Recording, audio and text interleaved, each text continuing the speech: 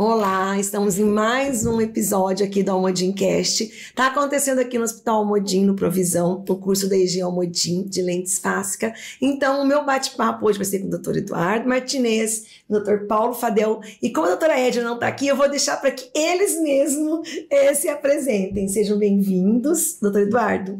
Vamos fazer as apresentações? Muito obrigado. É sempre um prazer estar em Maringá, adoro essa cidade. Esse aqui eu falei, quem eu sou? Eu quero que você se apresente. Ela chegou perguntando o que eu sou especialista em zóio. Sou Eduardo Martinez, sou oftalmologista em São Paulo, sou especialista em cirurgia do segmento anterior do olho, cirurgia de córnea, catarata, transplante, cirurgia refrativa, essas coisas. E é de São Paulo, né? São Paulo. Eu sou Paulo Fadel, eu faço a mesma coisa que o Eduardo, sou especialista em segmento anterior, na parte cirúrgica, como ele já mencionou, e eu sou de Curitiba, sou aqui do Paraná, né? E é sempre um prazer estar aqui em Maringá.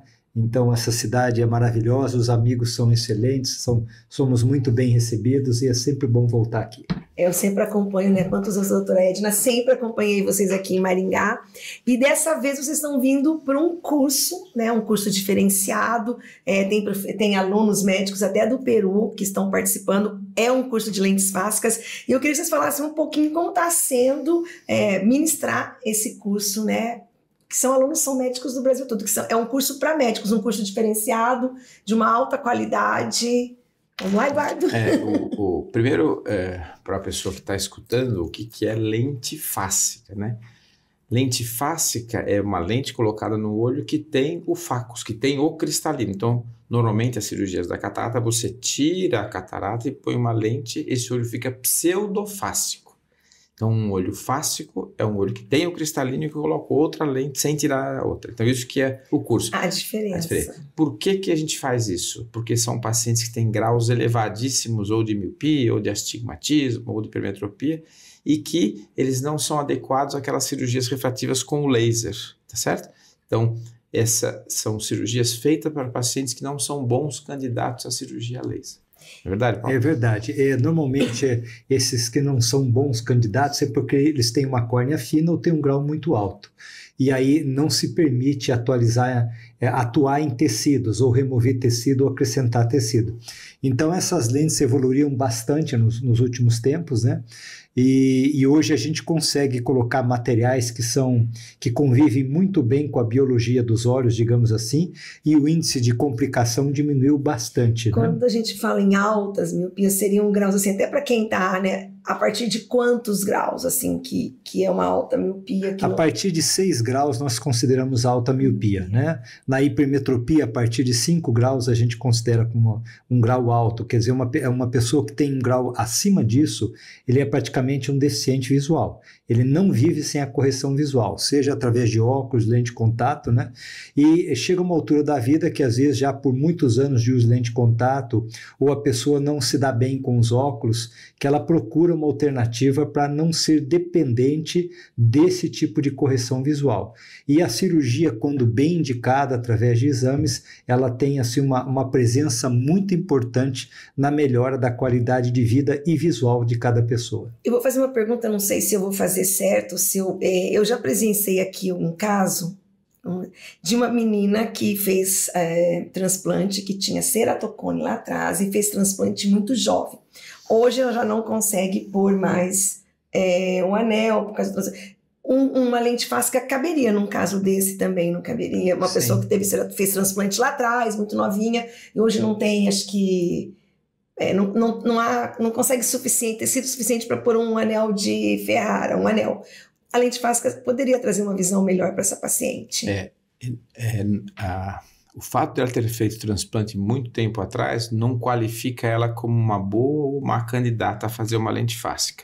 O que qualifica ela como uma boa candidata é o grau que ela tem. Por quê? Porque você não consegue corrigir esse grau na córnea. E o ceratocone não tem nada a ver. Ela tem um ceratocone e tem um grau muito alto. Seria isso? É muito comum em ceratocones ter graus altos. Então, às vezes, a gente conserta um pouco mais esse ceratocone ou com um transplante ou com um anel de Ferrara, que a gente sempre faz curso aqui, e depois de consertar essas irregularidades da córnea, sobrando muito grau, aí a gente coloca uma lente fáscica também. entendeu? Então, assim, é uma situação, é difícil a gente explicar exatamente o caso dela, mas é uma situação de exceção, mas muitas vezes a gente usa, sim, essas lentes fásicas em pacientes que são submetidos a transplantes de córnea e outras coisas anteriormente. E vocês falaram que evoluiu porque esse curso ele trouxe muitas novidades. Essa lente fásica, ela veio evoluindo, essa lente que vocês usam. É verdade. Eu diria assim, de 5 a 7 anos para cá, entraram novas tecnologias no mercado, novos produtores, já com tecnologias que permitem que essas lentes convivam com a íris, basicamente, que convivam com o cristalino sem causar grandes danos como era no passado. Então hoje nós temos alguns exames pré-operatórios que são realizados e através desses exames a gente qualifica a pessoa para determinado tipo de implante fásico ou não, né? Existem alguns casos também que não se deve fazer nada, mas quando o olho tem a capacidade de aceitar a tecnologia, ela traz um grande benefício para os pacientes. Então a tecnologia evoluiu e isso nos dá um nicho maior de indicação para os pacientes que têm altos graus, seja de hipermetropia ou de miopia. E corrige bem? A pessoa fica 100% que fala ou a pessoa ainda vai precisar de um óculos ainda para complementar? O zero absoluto, ele não existe. Não, então, o olho ele vai modificando com o passar dos anos, principalmente a partir dos 40 anos, né? Então, eu costumo dizer que quando a gente é jovem, o olho é uma jabuticaba dura. A gente vai envelhecendo e vira uma jabuticaba mole. E aí vão aparecendo aberrações, vão mudando os graus. Então, o zero absoluto, ele dura pouco tempo. Mas eu diria que a importância da cirurgia é tirar a pessoa de ser um deficiente visual e colocá-la assim com um pequeno grau que eventualmente ela possa viver naturalmente. É claro que o nosso objetivo como cirurgião é chegar o mais próximo possível do zero, né? É isso que a gente tenta. O próximo, complementando o que o Paulo Fadel falou, inclusive na minha aula eu apresentei isso hoje, a gente tem sempre um target, uma meta nesses pacientes. Pacientes de 14, 13, 15 graus são pacientes muito dependentes de uma correção visual. Essas lentes fásicas são muito mais precisas do que o laser. Então, a gente tem sim muitos pacientes que o Paulo se referiu a um zero absoluto, mas 0,25, meio grau, 0,75, para quem tinha 14, nossa, é uma vida fantástica. Ótimo. Então, assim, isso a gente atinge com uma frequência muito grande nessas lentes. São cirurgias bem precisas. Estamos mexendo com olhos mais doentes, mais patológicos, né? Mas você sabe que o resultado é muito... Os pacientes que têm esses altos graus e fazem a cirurgia são extremamente satisfeitos. São pacientes que ficam com a gente pro resto da vida com muita felicidade, muita alegria, né? A partir de que idade você pode falar assim, esse paciente precisa fazer uma cirurgia? Tem uma idade mínima, uma idade máxima? Uma contraindicação para um paciente fazer a cirurgia? Não, existe basicamente alguns nomogramas que a gente segue, então se coloca que o paciente deve fazer a partir de 21 anos de idade, né? E normalmente até 60, alguns laboratórios colocam isso. Já 60 já tem outros tipos de cirurgias que a gente pode realizar, mas a partir de 21 anos... ele pode estar apto a fazer a cirurgia desde que os exames pré-operatórios demonstrem que o olho tem capacidade de aceitar essa tecnologia. Então, basicamente, depende dos exames pré-operatórios, mas acima de 21 anos de idade. Mas não tem nenhuma outra contraindicação, né? O diabetes que tem que estar sempre controlado, mas teria algum caso de um paciente chegar, tem mais de 21 anos e falar assim, não, esse paciente não pode fazer essa cirurgia? Quando os exames determinam, né? De uma maneira sistêmica, né? Algumas doenças autoimunes, mas assim é raro você encontrar um paciente com uma deficiência imunológica, alguma coisa que você não possa indicar, mas nesse nicho, as doenças inflamatórias também não são boas e algumas contraindicações locais do olho mesmo. Então, depende do tamanho do olho, depende da profundidade da câmara, depende das células que ele tem, da quantidade de células que ele tem no olho, tudo isso aí a gente contabiliza numa tabela e faz os cálculos para que aquele olho fique com um bom resultado. Se o paciente não está dentro de números esperados, é melhor contraindicar essa cirurgia. Esse exemplo sou eu. Eu não sou um paciente bom para fazer a cirurgia laser, porque eu tenho quase 9 graus, e essa lente fásica, eu já sou uma pessoa de eu tenho 61 anos. Então, assim, é muito melhor eu pensar em mim e fazer a cirurgia da catarata e tirar essa lente, que é o meu próximo projeto. Isso que eu ia perguntar. Então, a pessoa, dependendo também da idade, se já está próxima, é melhor esperar a cirurgia de catarata. E se a pessoa fez muito jovem, depois ela vai ter que fazer, fez a lente fácil, ela vai ter que fazer a cirurgia de catarata? Ou... Normalmente sim. As cirurgias de lente fásica, elas, a ideia é não causar catarata, certo? Mas elas podem sim acelerar um pouquinho o aparecimento da catarata. Então vamos dizer que eu deveria ter catarata aos 60 anos. Se eu fiz uma lente fásica com 25, eu posso ter com 50 anos, um pouco mais precoce. Mas isso aí não contraindica. E pode vir a não ter catarata ou não? Pode. Quem viver terá. Quem viver terá. Eu nunca esqueço essa frase. Eu lembro de um evento que teve no ADOC, isso faz muitos anos, Paulo. Quando a doutora Edna fazia os congressos, deve ter uns mais de 16 anos, que ele falou essa frase. Eu entrevistei ele falou assim, quem viver terá. Então eu sempre sei, não tem como fugir, né? Não, da a catarata é um envelhecimento do cristalino, né? O olho envelhece, então branco, não tem como o organismo envelhecer e o olho não, né? O olho, por sinal, é o primeiro órgão a mostrar envelhecimento.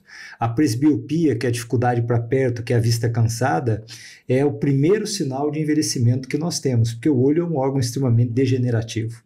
Né? Então, daí, com a idade, vão aparecendo outras patologias, ou seja, quanto mais eu vivo, mais eu degenero. Então, aquilo que o Eduardo acabou de colocar, o paciente que faz uma lente fásica, ele já tem uma patologia do globo ocular. Né? Quando a gente fala alta miopia, é para a pessoa entender que é um grau alto, mas, na realidade, as altas ametropias, os altos graus, eles são uma patologia de todo o globo ocular. Então, o alto míope é sujeito, por exemplo, mais a descolamento de retina, a problemas de retina. O alto hipermétrope também pode ter isso, mas ele vai ter um grau crescente até ele pensar numa cirurgia, digamos assim. Mas a gente vivendo, a gente vai degenerando e as patologias vão aparecendo à medida que eu vivo mais, digamos. E é genético, não é? Ou não? Assim, o pai tem, filho... não, as altas miopias ou não? Sim. Hoje, inclusive, foi falado em aula isso, né? Filhos de pais míopes têm uma chance muito maior de ter miopias altas, né? Então, quando só um membro da família, ou o pai ou a mãe, só um deles é míope, tem uma porcentagem X. Quando o pai e a mãe são míopes, a porcentagem é quase 80% de chance de ser mais míope até do que os próprios pais. Então, assim, miopia é uma coisa, é uma doença de caráter hereditário, sim, genético, sim. Só que tem agravantes, né? Hoje em dia, com essa explosão das telas, com a explosão da visão de perto, existe vamos dizer, uma epidemia, não é o termo certo, mas uma pandemia de miopia, assim, chineses, os orientais, principalmente, o índice de miopia em orientais é uma coisa absurda, muito mais do que no nosso ainda. Eu vejo aqui no consultório algumas crianças que chegam, que têm que usar até aquelas outras lentes, assim, já com 6 graus, 7 graus, assim, crianças de 9, 10 anos. Essas crianças provavelmente... serão candidatas às lentes fácicas. É verdade. Né? Nessa idade, tendo um grau tão alto, eles já têm alta miopia e vão ter mais ainda, né? Então, são candidatos, por exemplo, você falou uma criança com 9 graus de miopia, quando ele tiver 20 anos, ele pode ter 20, 22 graus de miopia. Isso pode acontecer. E não tem uma coisa que você consiga fazer para não... Uma criança detectou lá, meu filho tem 8 anos, já está com 6 graus de miopia. Hoje tem tratamentos, a gente consegue fazer, ou com o uso de outras lentes especiais, para que ele não venha aumentar tanto, ou ela é progressiva? Não tem muito o que... O fator genético, como o Eduardo colocou, ele é primordial, né? A gente tem alguns tratamentos, inclusive através de óculos, né, especiais que jogam raio numa posição só, e isso acaba, teoricamente, melhorando um pouco o grau, né? Tem uso de colírios de atropina diluído, que também retém um pouco, meio grau, talvez 1 grau. Mas se o fator genético for o mais importante, e para o alto míope, às vezes aí ele desenvolve um grau alto, e independente daí, tanto faz ele ter 15 ou 18, é a mesma coisa em termos visuais. Agora, hoje você sabe, por exemplo, que você tocou das telas, né? É muito importante a criança ter atividade externa, brincar no sol, brincar em parque, não deixar só em tela. A radiação ultravioleta, ela endurece a parte branca do olho, que é a esclera, e dessa maneira as crianças que têm atividades externas, elas tendem a evoluir o grau de uma maneira mais lenta e, portanto, ter um grau menor. Mas isso ainda demanda acompanhamento de mais alguns anos para a gente poder afirmar. E eu acho que com a pandemia também, quando todo mundo ficou mais dentro de casa, foi mais para as telas, eu acho que isso foi mais o boom também, né, para ter isso e ficar mais em telas e parece que virou um hábito ficar cada vez mais, né, as tarefas, é difícil tirar das crianças hoje, né, essas obrigações nas telas, né. A gente pode até falar da pandemia, mas a pandemia foi só um gatilho, né, é um trigger, porque isso ia acontecer. A evolução da tela, o mundo vai ficar dentro disso aqui, a gente não tem como, então assim... Você vai chegar para uma criança e vai proibir ela de usar? Não pode, mas tem que orientar os pais o que o Paulo acabou de falar. Eu tô falando de criança, mas a minha mãe tem 76 anos e tá viciada nisso aqui. Agora aprendeu, tudo é aqui. Aí são coisas opostas, né? Por exemplo, o idoso, ele precisa do telefone para se comunicar. Porque o idoso muitas vezes se torna invisível à sociedade. Já a criança, ele quer jogar e aquilo estressa a criança. Você vê às vezes uma criança jogando no telefone, no iPad, num restaurante, quando o pai tenta tirar, a criança fica extremamente rebelde, porque aquilo cria uma ansiedade. Então os pais têm que entender que não é só o fato da visão, aquilo cria uma personalidade que não admite perder, né? E a vida, você sabe como é, né? 1000 tombos e um dá certo. Um dá certo, 10 não dá e um. E a gente sabe também que pacientes que têm lentes, que têm altas miopias, elas também ficam pessoas introspectivas, muitas vezes elas acabam, isso acaba causando um mal, porque acaba limitando algumas atividades esportivas que vai fazer, algumas coisas, não tem? Vocês não recebem pacientes também que chegam até machucados, assim, arrasados por conta das altas, isso causa um psicológico, né, complicado no paciente. Vou deixar o Eduardo responder, porque ele vive Você o problema. vê que eu sou míope, sou super tímido. Né? Não, mas tem uma coisa interessante, existem trabalhos publicados que qualificam os míopes como pessoas de QI mais alto. Por quê? Porque como ele não é um bom jogador de futebol, ele não é agradável com aquele óculos na sociedade, ele acaba se concentrando em leitura e intelectualiza um pouco mais. Então, índice de QI e altas Brincar dos miopias, nerds, assim. É um nerd. Você não vê um nerd hipermétrope. Você vê, são todos míopes. Você vê os óculos que nem o meu, assim. Mas o seu ainda é elegante, tu assim, ó. Tenta disfarçar, mas é um grau alto, né? É que eu me sinto bem de óculos. A vida inteira o óculos... Eu tenho uma pele que me incomoda, uma pele feia, e o óculos esconde um pouco do... Eu tive muita acne quando eu jovem, então assim... A beleza nunca foi uma coisa que me acompanhou muito, então a gente consegue com o óculos dar uma disfarçada. Mas de qualquer maneira, eu acho assim, não existe uma relação direta de miopia e inteligência, mas existe sim uma relação de coincidência em pessoas que têm um nível de QI um pouco mais elevado, não com alta miopia, mas com miopia, isso é fato. Porque na questão do ceratocone, até isso a gente já conversou aqui, a doutora Edna, e quando eu acompanho, principalmente quando ela faz esses casos da campanha de junho, que a gente pega os testemunhos, as pessoas, parece que elas renascem, né? No caso do ceratocone, é uma coisa que, acho que tem clínicas agora, vão até colocar acompanhamentos, tipo, vem, mas vai com psicólogo também, porque a gente percebe o quanto isso faz mal, né? Esses dias uma paciente falou assim, eu não consegui enxergar o meu filho hoje. Então, assim, a gente sabe que também não é só, tem alta miopia ou não enxerga, só quem vive sabe as situações que passam. A gente que tem uma visão ótima, que não precisa, a gente não consegue mensurar muitas vezes o que é um problema de visão, né? Afeta muito a vida em sociedade, a vida em família, né? Sim, isso que você está falando é muito importante. Por exemplo, eu participo de um projeto chamado Maestro da Bola, em Curitiba, que é um time de futebol de cegos, né? E 1 ou 2 vezes por ano tem uma festa de todos eles lá com as famílias. E é uma coisa assim impressionante a gente ver. Lá tem uma família com o pai e a mãe e os 3 filhos são cegos, sabe? Por glaucoma, um efeito hereditário bastante importante. Mas o carinho que eles trocam entre eles é uma coisa que nem um ser humano com muito boa visão faria. Porque é uma coisa tão pura, tão natural, que a gente que tem boa visão até se sente agredido de tanta pureza que a gente vê naquilo, né? E o que eu noto, às vezes, as pessoas que têm que são deficientes visuais de alguma maneira, elas, aquilo que o ditado fala, né? O que o olho não vê, o coração não sente. Então, elas não conseguem enxergar a maldade do outro, por isso elas são puras, né?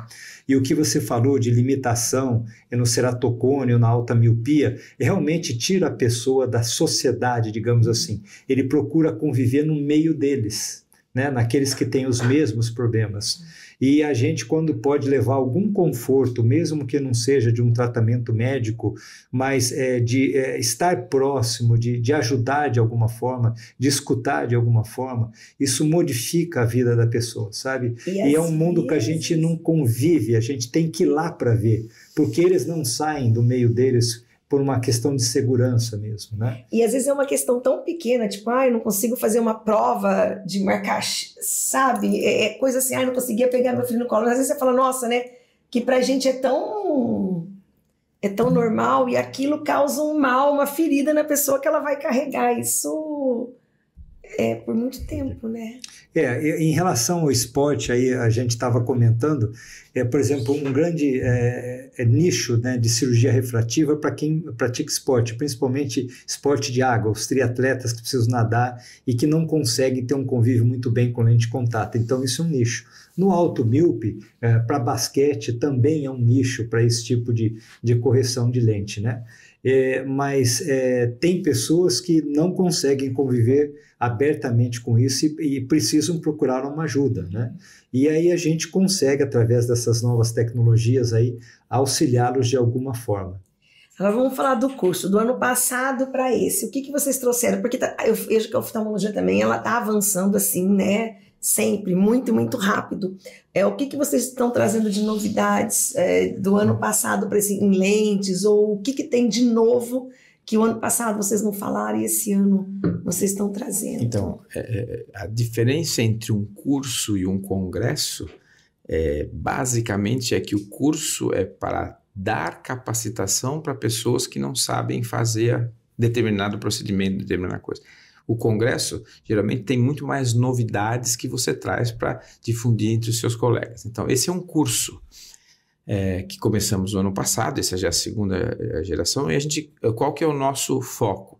São médicos já, oftalmologistas, que operam, que têm clínica, só que eles não sabem fazer as lentes fásicas. Então, o foco é esse. Do ano passado para cá, houve pouca mudança nessas tecnologias.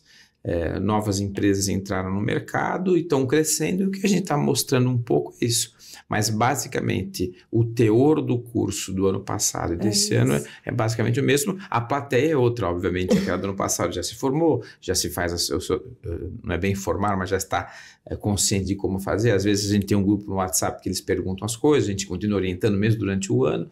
E esse aqui é um novo grupo que está começando agora e que, se Deus quiser, vão entrar nesse mesmo caminho de fazer as cirurgias. Então, a ideia do curso é realmente promover a realização das lentes fásicas em médicos que não conseguem fazer.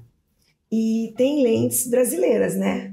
Inclusive tem quem participa que hoje já tem lente, porque a gente sempre fala assim, as lentes têm que ser de fora, a gente tem aquela coisa, né, de olhar com o olhar do que vem de fora. Hoje tem lente para fazer cirurgia nacional e de uma qualidade muito excelente, boa, né? Muito boa. Nós temos uma empresa brasileira sediada em Belo Horizonte que ela está desenvolvendo novas tecnologias já baseadas nos estudos dos últimos 30 anos, com materiais assim bem diferenciados que se adequam muito bem à biologia do olho, digamos assim. E eu diria para você que é um futuro extremamente promissor, porque é uma empresa que tem aí mais de 50 anos, né? Que veio nessa evolução, com gente comprometida, e hoje nós podemos dizer que nós temos um material nacional que ele em breve vai estar a nível mundial. E isso acaba ficando um valor até melhor, até mais acessível, não fica quando se tem nacional, quando que não tem que trazer de fora, né? Sem dúvida, isso aí deve melhorar, até porque o nosso meio aqui, a Anvisa, ela dificulta muito às vezes você ter acesso às novas tecnologias através de registro, muito tempo se demora, e tendo uma empresa nacional aqui com a gente, próximo da gente, eu acredito que isso vai melhorar bastante. a cirurgia pode ser, porque LASIK,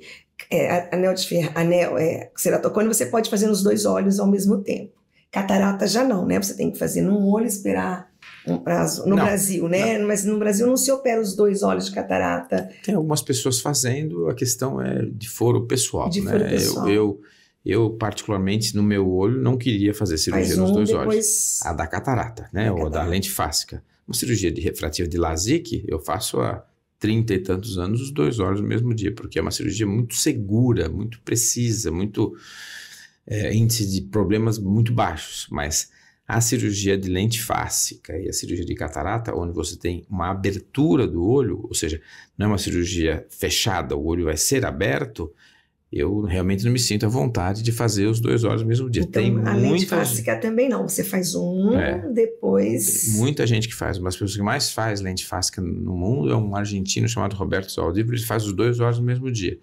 Entenda, isso é uma coisa pessoal. Eu gosto de fazer um olho por vez porque eu me sinto mais à vontade. Dá um pouquinho mais de trabalho para o paciente, vai lá 2 vezes, mas fica eu bem, me daí sinto... volta lá, faz de novo. Tenho medo se alguma coisa não mas eu acontece. acho que traz uma segurança para o paciente também fazer sem dúvida, fazer sem outro, dúvida. né? Eu acho que o paciente se sente também, né? Eu acho se fosse no meu olho, eu queria também, que fosse. Se fosse no meu olho, eu queria assim, faço quando eu tiver que fazer catarata, porque se Deus quiser, né? Se Deus quiser, vamos fazer.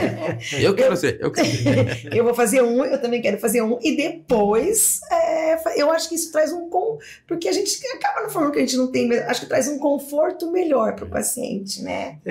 O olho é a janela da vida, né? E você não pode fechar essa janela, porque eu diria assim, tudo que você faz na tua vida, você depende do olhar e das tuas mãos, né? Então você olha e você vai agir com as tuas mãos, né? Eventualmente, se você não tem as pernas, você tem a cadeira de roda e vai até lá.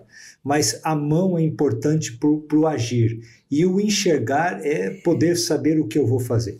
Então, as pessoas, às vezes, não dão tanto valor à visão até que tem um problema mais grave, né? Mas, como eu disse, o olho é a janela da vida, a gente tem que ter prudência. A medicina evoluiu muito, mas ela não é perfeita, porque a biologia de cada um é totalmente diferente. E o maior medo que a gente tem sempre em qualquer cirurgia chama-se infecção. É raríssimo, é muito raro, mas o avião cai de vez em quando, né? Então aí o meio de transporte, o avião é um meio de transporte espetacular, mas de vez em quando cai um. Então, por prudência, é melhor fazer um de cada vez. De cada vez.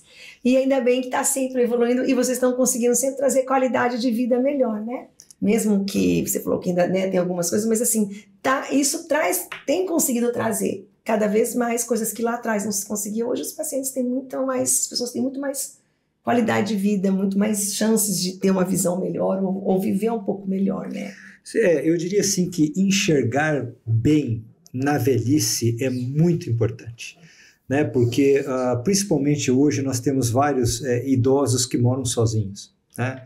E quando eles sofrem um acidente dentro de casa, e normalmente os maiores acidentes ocorrem dentro de casa, no banheiro e com tapete e chinelo havaiana. É isso, eu fico impressionado eventualmente quando aparece a pessoas quebra o rosto todinho no espaço, às vezes menor que 1 metro, porque não deu tempo de fazer a reação, né? E é para aquele que vai ao mercado, o mercadinho ali do lado da casa, do apartamento dele, ele precisa enxergar uma questão de segurança, né? E às vezes eu me deparo, o Eduardo também deve, pessoas que deixam a catarata evoluir muito. Muito. Fica madura, né? Que deixam evoluir, vão perdendo qualidade de vida, vão se adaptando àquela situação ruim, achando que é da idade, que eu estou velho mesmo e que tem que ser assim. E quando fazem a cirurgia, se deparam assim, com uma visão extremamente interessante e boa em termos de qualidade visual. Então, hoje a gente tenta esclarecer as pessoas, né, que deve ser feita de forma precoce. Acho que, né, o nosso bate-papo... Deixa um recado, então, também, depois de novo, né, Eduardo, assim, né, uma palavra de consolo, uma dica, um recado mesmo para quem está assistindo e que sempre conhece alguém que precisa, né, ou tem alguém na família, né, automíope, sempre tem alguém, né, que a gente conhece, Essa transmissão é feita mais aqui pro pessoal de Maringá. E no YouTube vai para todo mundo, né? Para o Brasil todo. Porque eu falar para Maringá é maravilhoso. Isso é verdade. Essa Maringá é uma cidade maravilhosa. E eu ia fazer uma brincadeira, mas Não pode fazer. mas assim, estar aqui em Maringá com esse grupo de pessoas, amigos de 30 e tantos anos de vida, é uma coisa muito bom. E poder promover o bem é o que me move na vida. Todo mundo falando de aposentadoria, não sei o que lá. Eu tenho vontade zero de aposentar. Por quê? O que eu faço me dá prazer, o que eu faço me traz alegria. É Edna. Então, assim, meu recado é, se alguém estiver sofrendo com uma patologia dessa, procura algum colega que pode ter, com certeza, condição de cada vez mais promover uma cirurgia relativamente simples, que dá resultados excepcionais. Esse é o recado do curso para quem pode estar por aí ouvindo, né, Paulo? Eu diria assim que hoje a gente tem que se preocupar em fazer uma medicina preventiva à medida que vai ficando mais velho. Então, além de cuidar... Ele não faz uma coisa preventiva, ele vai depois do que já... Então, hoje essas alterações metabólicas que o nosso organismo vai sofrendo com a idade, com diabetes, com doenças cardiovasculares, com neurodegenerativas, até câncer, né? Isso hoje ele pode ser prevenido. As doenças oculares, a mesma coisa, desde que eu vá a cada ano e meio, ou toda vez que eu sentir que algo muito estranho está acontecendo, né? Quando eu tenho essa atitude, eu retardo a minha degeneração, portanto eu ganho mais qualidade de vida, não é só qualidade de visão. A visão é importantíssima, como a gente disse aqui, é a janela da vida, né? E estar aqui em Maringá, como o Eduardo falou, com amigos de longa data, que nós estamos envelhecendo junto, estamos amadurecendo junto, e a finalidade do médico, como o Eduardo acabou de dizer, é servir, né? O médico tem que servir, tem que ajudar o tempo todo. Chega uma altura que não é mais pela parte financeira, mas aquele prazer em ajudar de alguma forma. Você vê um sorriso, um abraço, um muito obrigado dado com um olhar, não tem preço, né? Então a vida do médico, a vida do profissional de saúde é servir e ajudar. Ponto, mais nada. Foi um prazer conversar com vocês, viu? Obrigado por estar participando do nosso Almodincast. Obrigado, até a próxima.